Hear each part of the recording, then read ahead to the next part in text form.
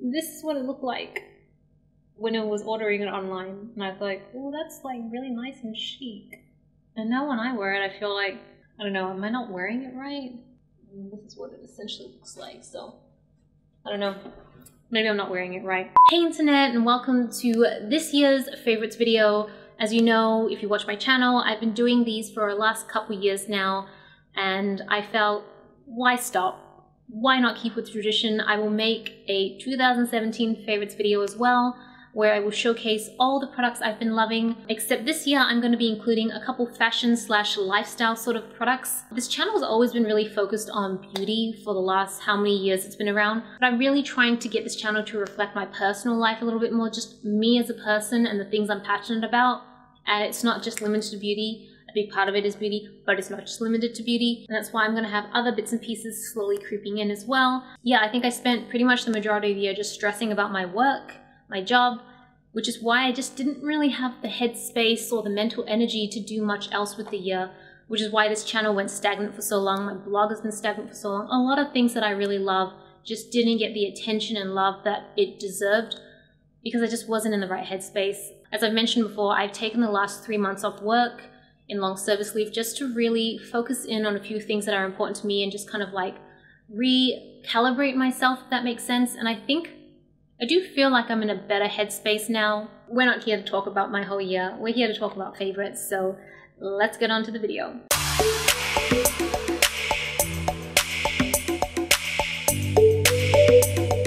I don't have all the products with me at the moment. Some of them I've run out of, some of them are just elsewhere at the moment. So any of the products that I don't physically have, I'm gonna pop a picture up on the screen so you guys can see what I'm talking about.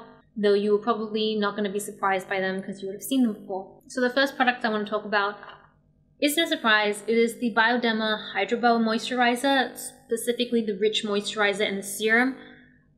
Guys, if you have eczema, I would definitely consider giving these a go. They are the best nighttime moisturizers for when I need something light on my skin that kind of calms the eczema down, but doesn't just like put on a whole bunch of stuff.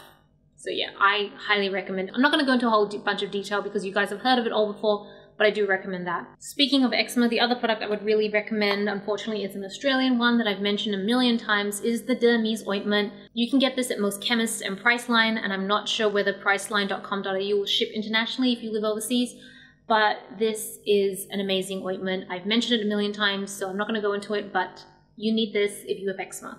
And just quickly on skincare, I'm going to of course mention the Clinique Dramatically Different Moisturizer Plus and the Biore UV Aqua Rich. This is SPF 50+.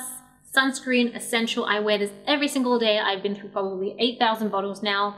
Can't live without this. And then the moisturizer is just really amazing at keeping my skin hydrated, but also allowing me to put makeup on. I don't really know if I count this as skincare, but this is a Eurasian lip balm. So I feel like lip balm is very personal. There's a lot of lip balms out there that people have recommended to me and they're quite high-end. Like I went as far as to buy the La Mer lip balm, which is like $50, so that was a bit crazy, but I thought it would be amazing. I heard a lot of beauty gurus talk about it and just say how moisturizing and luxurious it is. I bought it, tried it, hated it. It's minty and it just smells funny. Didn't like it.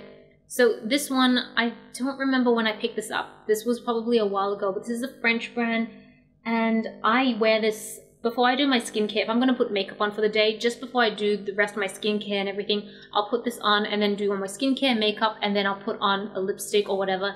And it just keeps my lips so moisturized and not drying, but not tacky, sticky, or greasy or anything like that. It's just a really good kind of primer for your lipstick, but a moisturizer for your lips. In terms of makeup, I have probably only very few products because I will say that 2017 was not the year that I tried a bunch of new makeup products. I really did go deep into the stationery world, the planner world a lot more, so I tried a lot of things there, but not a lot in the beauty world. Hopefully that will change next year. I don't know. I say I hope things change a lot next year. I have no idea what's actually happening next year.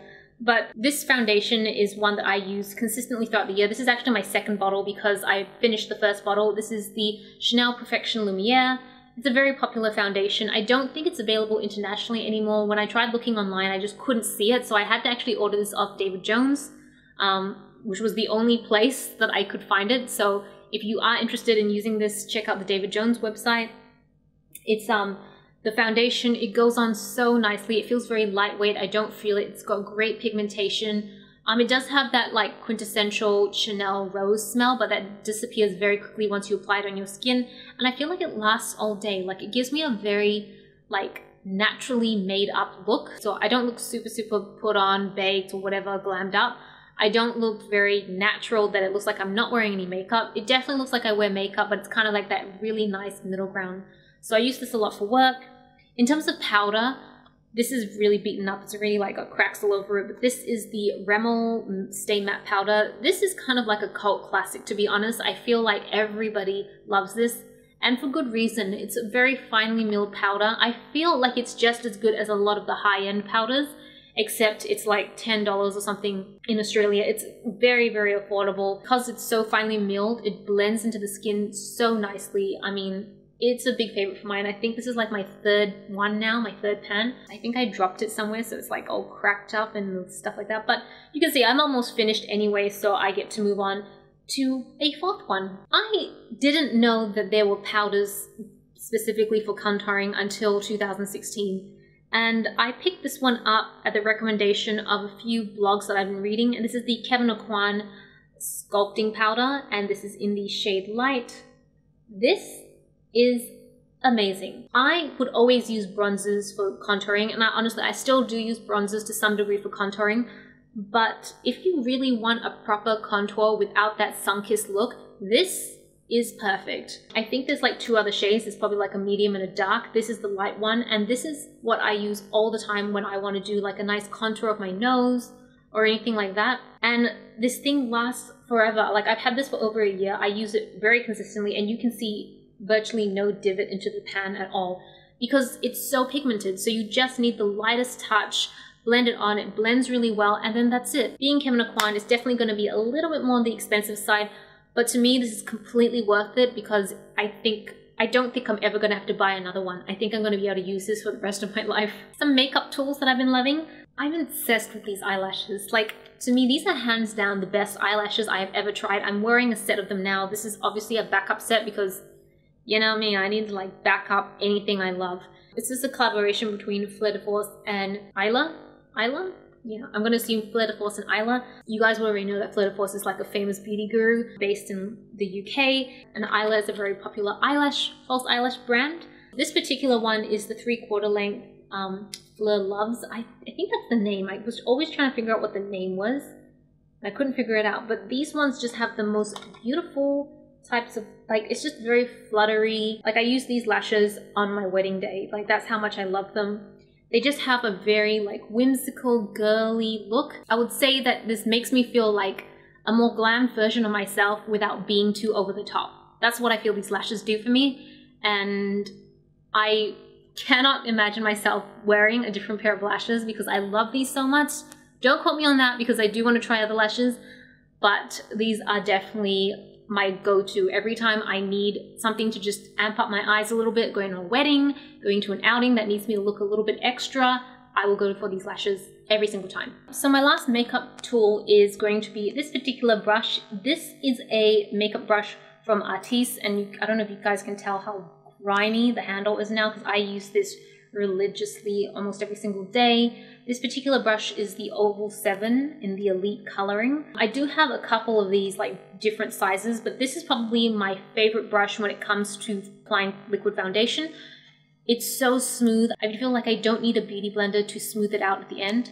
I feel like this alone is perfect, and it's very fast. Like, put a bit of foundation on, just blend it in. Literally within 30 seconds, I'm done. Maybe even less. I don't know. I don't time myself when I do my makeup. I feel like this is an amazing makeup brush. The unfortunate side is that it is on the expensive side. I love it and I highly recommend it. All right, we're down to the wire. So I've got two favorites left, and they are all kind of more lifestyle fashion favorites.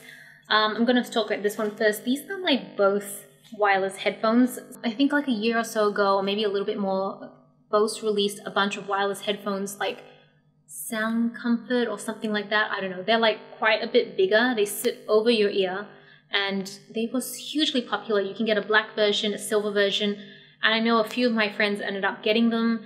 A lot of my co-workers got them. They're great. I see people walk around the office a lot on conference calls using them, so they're very popular. I didn't like them because I don't actually really like headphones to begin with. I feel like they give me a headache because I just feel like very closed off from the world. And then on top of that, what I really hate are the noise cancelling headphones. I don't know, like, I think it's just the pressure that they use, but it makes me nauseous every single time I have the noise cancelling aspect of it. So I don't like having my entire ear covered. I don't generally like headphones to begin with, and I hate noise cancelling. So it's weird that this would be my favorite, but hear me out. The reason I really love these is because they stay on my head really well even when I'm running. This is what they look like. I can't hear myself very well now, but it does kind of make me look a little bit cooler, I think. I bought a set of Bose headphones, like the sports ones that you kind of just click into your ear, because I had taken up running and I wanted something that I could wear that wouldn't fall out. I don't know if it's just the weird shape of my ears or whether I've done it wrong, but they kept falling out. Like, run for like a minute, they would be out. And so I couldn't actually focus on running because I was too busy like putting them back in my ear. And I tried them a few times and it just didn't work out, which really bummed me out because they had really great quality sound and they just look really nice as well. So I ended up giving those to Tobias instead. And I had this set lying around for the last couple of years. I bought this so I could use it for traveling. When I don't travel, I just never use them. So I took them out. I thought, this is probably a bit too big to use for running, but I don't really want to buy another set of headphones because headphones, especially Bose headphones, are very expensive. So I'll give this a shot. They are so good for running, so good for any sort of sports or physical activity. I just put these on, I can move around, shake my head, everything, and they stay on. So I'm quite amazed because they aren't designed to do that. So maybe this just complements the weird shape of my head and ears better. But I highly recommend these. The sound quality is amazing. It is Bose, so the sound is going to be good. And I mean, I love the design as well. Blue and white and beige, it's really my sort of color. So yeah, couldn't recommend these more. The last favorite is actually a gift that Tobias got me. This is the Pochette Métis. So this is a Louis Vuitton bag. It is a crossbody bag in the empreinte leather in Noir. It's the black. And yeah, if you're familiar with the Pochette Métis range, then you'll know exactly what the configuration is like. It's kind of like really sentimental. So I'm going to go into a little bit of a like ramble now. And this is the last product. So if you're done watching the products, then you feel free to click off this video. But I'm just going to ramble on a little bit now on some personal stuff. Essentially, taking the time off from work has been something I've wanted to do for about the last 3-4 years of my life. In my head, I've always dreamt that I could do my own thing. I could either be a blogger full-time, or I could be a YouTuber full-time, or I could be an entrepreneur. Like, when I was cosplaying, I was trying to figure out how could I sell costumes full-time. When I was making websites, I was doing a lot of freelancing on the side and figuring out could I make this a full-time career. I've always been I've always loved to pursue the craft of business and trying to figure out ways to generate an income on my own. Obviously it didn't work out. That's why I've been working for a big corporation for the last 10 years. But taking the time off to really pursue something, to just see, would I be any good at this? Could I do this now that I have a bit more experience and knowledge, now that I'm 10 years older than I was when I really wanted to do all these things? I mean, I've been wanting to do that since I was about 14. It's always been something I've wanted to do, but I've always felt really insecure about taking the time off. I'm like, will I get replaced at work? Will my skill set no longer be relevant? Especially because I work in IT, so you know that the world is moving so fast in that world. Yeah, I stressed out about it a lot. So when I did take these 3 months off, this was like a huge deal for me. I went through a lot of anxiety leading up to it. Something I wanted to do to try and help me shift my mindset completely was actually to change a lot of the things around me. So I got rid of my work backpack. I mean, I still have it, obviously, because I have to go back to work next year. I put that aside. I bought a whole new backpack just for my own personal laptop, my own personal items. And I knew that I had to change my handbag, so I was trying to figure out which one in my collection could I use to transition over to like this independent entrepreneurial Celina lifestyle. And Tobias was so amazing, and he bought this for me because he knew that I love the structure of this, because I did start actually using my monogram Pochette Métis. I actually have a monogram version of this, but it got damaged in the rain. It just wasn't looking the best. I mean, it still functions perfectly. There's nothing structurally wrong with the bag, but yeah, when Tobias saw that, he went and purchased this one for me. I mean, really, this would represent just that sort of freedom to do my own thing. So that's why this is like the last favorite, and it is like my ultimate favorite for 2017, just because it does have that emotional, sentimental value to it now. I love it so much. Those are all the favorites that I have for 2017. I really hope you guys enjoyed everything. Let me know what your favorites were for 2017. I would love to know. I'd love you guys to share them with me. And I think that is about it. Thank you so much for watching. I really appreciate all the support, and I'll see you guys in the next video. This is Celina reporting from my room. Back to you, internet.